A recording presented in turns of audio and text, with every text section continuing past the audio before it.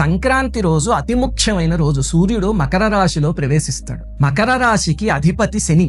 అలాగే పుష్యమాసాన్ని కూడా శనివాసం అంటారు. అందుకని నువ్వుల పిండితో నలుగు పెట్టుకుని స్నానం చేయమని చెప్పారు. చాలా ముఖ్యం. అది మాత్రం అస్సలు మానకండి. ఆ రోజు రుద్రాభిషేకం తప్పనిసరి అని చెప్పారు. ఎలా చేయాలో చెప్తా, జాగ్రత్తగా వినండి. చాలా మందికి తెలియదు. మీ ఇంట్లో చిన్న శివలింగం ఉంటుంది కదా, తీసుకోండి. పైన పేరిన నెయ్యి కొంచెం శివలింగం పైన పెట్టండి. అంటే గట్టిగా ఉన్న నెయ్యి పెట్టి, తర్వాత కరిగిన నెయ్యి ఉంటుంది, అంటే వేడిగా ఉన్నది కాదు, శివలింగం మీద అలా పోయకూడదు కదా, చల్లారి కరిగింది ఉంటుంది కదా, దాంతో అభిషేకం చేస్తూ, నేను మీకు గతంలో 10 నిమిషాల్లో రుద్రాభిషేకం ఎలా చేసుకోవాలి అని చిన్న ప్రొసీజర్ చెప్పాను కదా, చాలా శక్తివంతమైనది.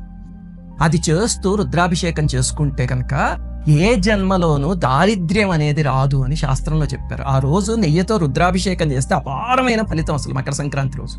అందుకని ఒక 10 నిమిషాలు వెచ్చించండి ఖచ్చితంగా. అలాగే ప్రసాదం నివేదన చేయాలండి. మరి సంక్రాంతి రోజు ఇంకేం చేస్తారో పొంగలి నివేదన చేయండి, చాలా శుభప్రదం.